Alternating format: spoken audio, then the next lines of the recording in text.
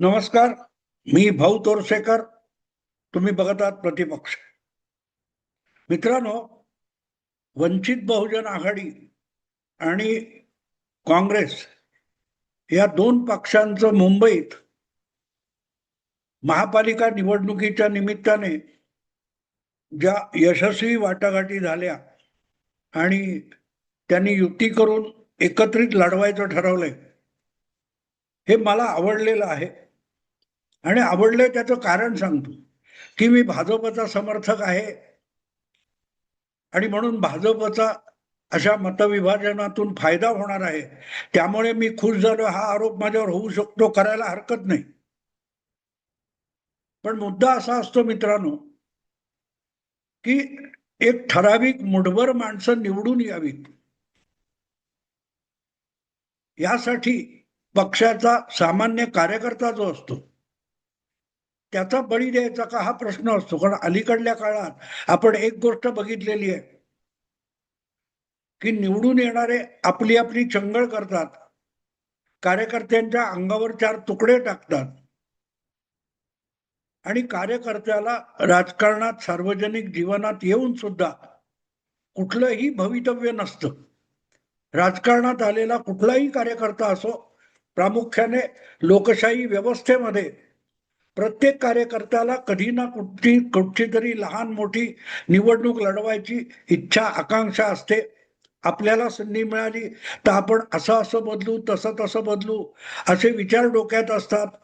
जे आहे हे बरोबर नाही, यात बदल करता येईल, आमूलाग्र बदल करता येईल, सुधारणा करता येतील, असं ज्याला वाटत असतं आणि खुमखुमी सुद्धा असते, तो आपलं नेहमीचं जीवन जगताना समाजाचा आपण देणं लागतो या भावनेतून काही नाही काही करायला बाहेर पडतो. तो एखाद्या संस्थेत जातो किंवा राजकीय पक्षात जातो.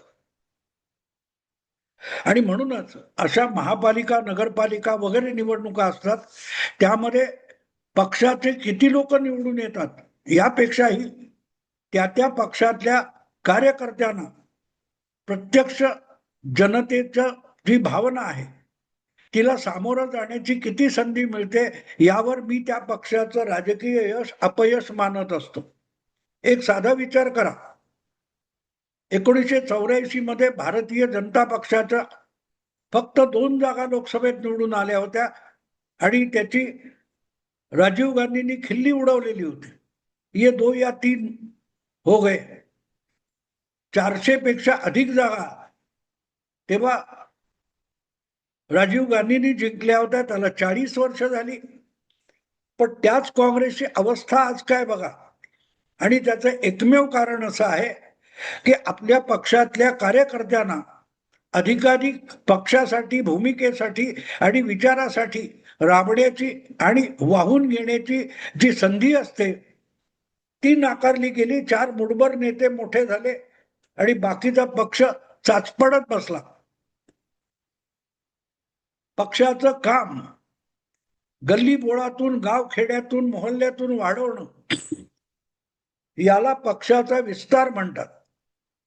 वर्षभर सातत्याने स्थानिक पातळीवर लहान मोठ्या संस्थांमधून आपल्या पक्षाचे कार्यकर्ते पसरलेले असतील तर ऐन निवडणुकीच्या वेळेला पक्षाला उमेदवार शोधणं अवघड जात नाही किंवा निवडणुका जिंकणं अवघड जात नाही. कारण त्याच्याकडे पक्षाच्या कार्यकर्त्याची, क्रियाशील कार्यकर्त्यांची आणि जनतेमध्ये रुळलेल्या कार्यकर्त्यांची फौज असते. आज सातत्याने निवडणुका जिंकणाऱ्या भारतीय जनता पक्षाकडे राष्ट्रीय स्वयंसेवक संघ नावाची एक संघटना पाठीशी उभी आहे आणि तिथे हजारो कार्यकर्ते प्रत्येक शहरामध्ये आहेत. ज्या कार्यकर्त्यांची कुठल्याही सत्ता पदाची अपेक्षा नसते, तर जी काय त्यांची हिंदुत्वाची भूमिका आहे ती पुढे घेऊन जाण्यासाठी आपण कष्ट घ्यायचे ही भावना त्यांच्याकडे आहे. आणि अशा कार्यकर्त्यांची फौज ज्या पक्षाकडे असते त्या पक्षाला निवडणुका जिंकणं अवघड जात नाही. आणि म्हणून जेव्हा भाजपला आपण इलेक्शन मशीन असं सगळे पत्रकार म्हणतात की या मशीन समोर जिंकणं अवघड आहे, त्याचं कारण लक्षात घ्या. त्यांच्याकडे पदाची अपेक्षा न बाळगणाऱ्यांची प्रचंड फौज आहे. एका बाजूला भाजप म्हणून पक्षात येणाऱ्यांची गर्दी आहे, तिकीट मागणाऱ्यांची गर्दी आहे, पण तिकीट मागण्यासाठी गर्दी करणारे जे आहेत त्यांच्यासाठी पडद्यामागे राहून वर्षभर दिवसाचे 24 तास आयुष्य वाहून घेतलेल्या कार्यकर्त्यांची फौज आहे. आणि अशा कार्यकर्त्यांना सांभाळू शकणारा जर लोकप्रतिनिधी निवडून आला तर मग त्या पक्षाला भविष्य असतं, भवितव्य असतं. नुसत्या तात्विक गोष्टींचं अवडंबर माजवायचं आणि प्रत्यक्षात तुम्ही निवडणूक जिंकली नाही, कुठलंही सत्तापद तुमच्याकडे आलं नाही, तर हळूहळू तुमच्या भोवती जमा झालेले पाठीराखे कार्यकर्ते पांगत जातात, दुरावत जातात आणि तिथून पक्षाचा ऱ्हास सुरू होत असतो. शेतकरी कामगार पक्ष असेल, कम्युनिस्ट पक्ष असेल, तुमचा समाजवादी पक्ष असेल, असे तत्वावर चाललेले बहुत पक्ष आहेत, खूप पक्ष आहेत. नामोनिशाण राहिलं नाही, कारण तत्वानुसार सगळं राजकारण केलं पण निवडणुका जिंकल्या नाही आणि त्यातले बहुतांश काँग्रेसमध्ये गेले, पुढल्या काळात भाजपमध्ये गेले, शिवसेनेत गेले, इतर वेगवेगळ्या पक्षात गेले. आणि म्हणून कुठल्याही कारणास्तव आपल्या राजकारणाला व्यवहारी बनवण्यासाठी काही तडजोडी कराव्या लागतात, लवचिकता दाखवावी लागते. ही लवचिकता आज मुंबईत परत नव्याने उभं राहण्यासाठी काँग्रेस पक्षाने दाखवली असेल आणि वंचित बहुजन आघाडीच्या प्रकाश आंबेडकरांनी ती लवचिकता दाखवली असेल तर त्याचं मी स्वागत करतो. याचं कारण असं आहे की कुठची मतं विभागली जातील, काय जातील सोडून द्या, पण वंचित बहुजन आघाडीच्या कार्यकर्त्यांना आपला कोणीच निवडून येत नाही याचं ते नैराश्य आहे. ते कदाचित 2-4 नगरसेवक झाले तरी ते नैराश्य कमी व्हायला मदत होईल. 62 जागी 227 ज्या काही मुंबई महापालिकेच्या जागा आहेत नगरसेवकांसाठी, त्यामध्ये 62 जागा, याचा अर्थ मला वाटतं जवळजवळ 135 जागा, मला वाटतं 135 असेल, 145 सोडून जातं, पण काँग्रेस जवळजवळ 150 जागा आणि 62 जागा वंचित बहुजन आघाडी काँग्रेसच्या बरोबरीने लढणार असेल तर त्यातून कमीत कमी 7 ते 10 नगरसेवक कितीही उलट्या परिस्थितीत निवडून येतील याची खात्री देता येते. अदरवाईज वर्षानुवर्ष आंबेडकरी चळवळीचा कार्यकर्ता आणि मतदार हा वेगवेगळ्या विभागात किंवा वेगवेगळ्या पक्षात मांगलेला आहे. त्याला एकत्र करण्याची प्रक्रिया 10-12 नगरसेवक जरी जमले तरी त्यातून सुरू होऊ शकते. 1991 साली जेव्हा जनता दल, भाजप वगैरे यांचं राजकारण पुढे यायला लागलं, अशा कालखंडामध्ये मुंबईमध्ये रिपब्लिकन ऐक्य व्हावं म्हणून चेंबूरच्या काही 11 कार्यकर्त्यांनी बेमुदत उपोषण पुकारलं होतं आणि त्यामुळे दलित पॅन्थर असो, रिपब्लिकन पक्षाचे वेगवेगळे गट असोत, त्यांना नाक खाली घालून एकत्र यावं लागलं कार्यकर्त्यांच्या दबावामुळे. आणि त्यातून जे रिपब्लिकन ऐक्य झालं ते टिकलं नसेल, पण त्यातून एक गोष्ट झाली, काँग्रेस पक्षाला त्यावेळच्या 91च्या 90च्या विधानसभेमध्ये सोबत घ्यावं लागलं रिपब्लिकनांना.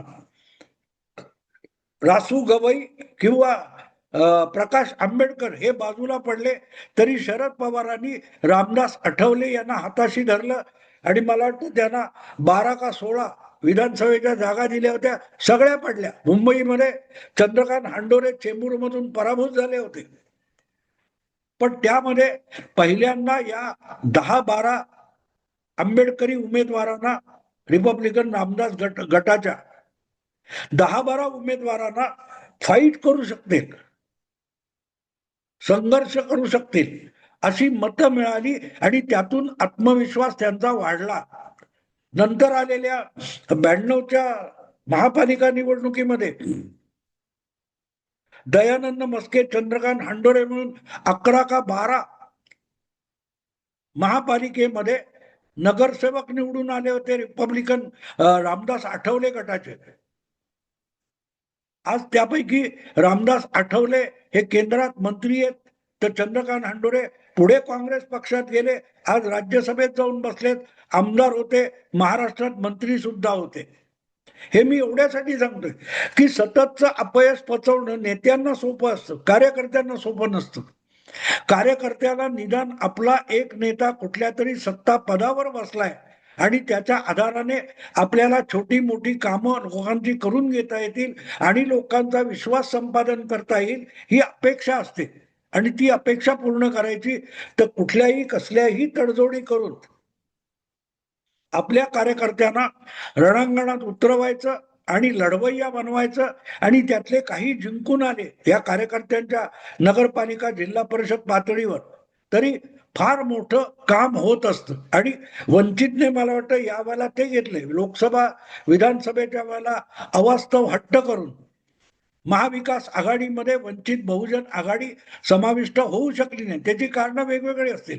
काही अंशी महाविकास आघाडीचे काँग्रेस राष्ट्रवादी नेते शरद पवार वगैरे त्याला जबाबदार असतील. काही प्रमाणात प्रकाश आंबेडकर यांचा हटवा देखील ते विस्कटण्याला कारणीभूत होता. पण आज घडीला ज्या प्रकारे शेवटच्या क्षणी का होईना वंचित बहुजन आघाडी आणि काँग्रेस पक्ष एकत्र मुंबई महापालिकेसाठी आलेत, ही स्वागतार्ह घटना आहे वंचित बहुजन आघाडीसाठी. मुंबईच्या कानाकोपऱ्यात पसरलेल्या ज्या दलित वस्त्या आहेत प्रामुख्याने, तिथे प्रकाश आंबेडकरांना मानणारा एक वर्ग आहे. 2-3% मतं असतील, पण ती 2-3% मतं काँग्रेस बरोबर गेली तर निदान 5-25 वॉर्डामध्ये 5-25 वॉर्डामध्ये वंचित बहुजन आघाडीचं पारडं जड होतं. काँग्रेसचं पारडं बदल्यात 50-60 जागी जड होईल. दोघेही मिळून 227 जागा वाटप करून लढवत आहेत. त्याचा दोघांनाही फायदा होऊ शकतो.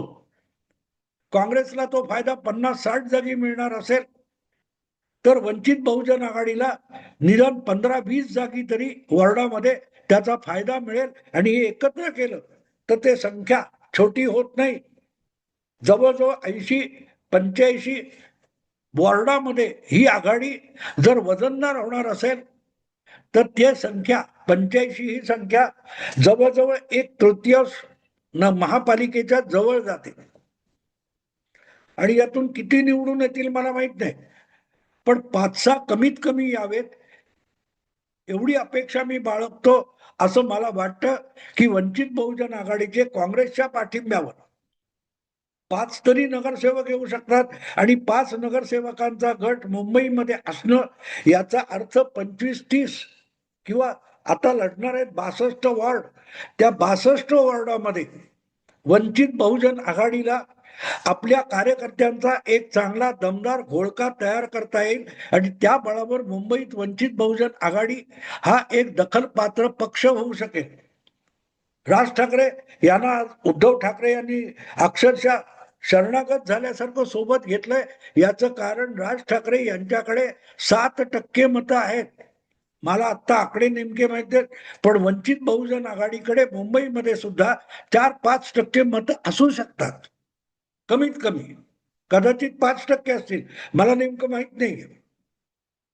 पण जी काय 4-5% मतं आहेत त्यात काँग्रेसची जी साधारणतः मला वाटते काय 17-18% वगैरे मतं असतील मुंबईमध्ये, त्या 17-18% जर वंचित बहुजन आघाडीची 4-5-6% मतं घातली तर तो आकडा 20% पलीकडे जातो.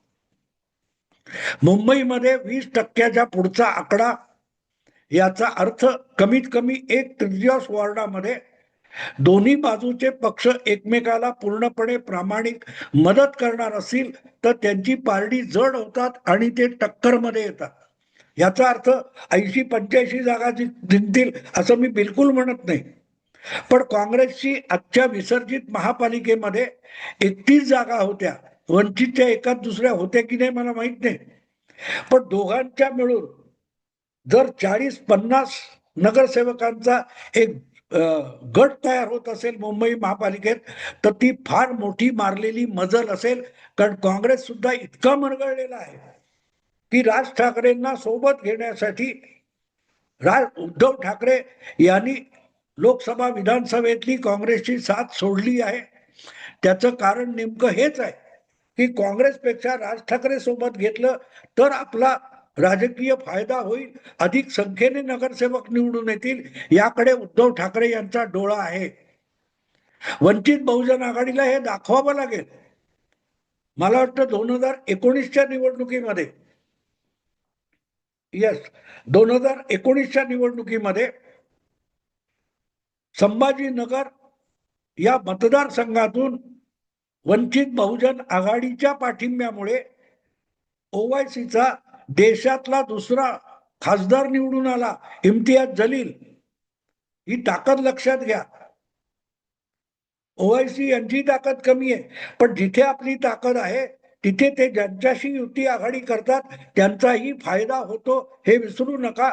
आणि वंचित बहुजन आघाडीकडे मतांची टक्केवारी खूप कमी आहे, पण ती खूप कमी असलेली टक्केवारी काँग्रेस सारख्या एक मरगळलेल्या पण राज्यव्यापी देशव्यापी पक्षाच्या बरोबरीने उभे राहते, तेव्हा त्या वंचित बहुजन आघाडीच्या छोट्या ताकदीला महत्व येतं.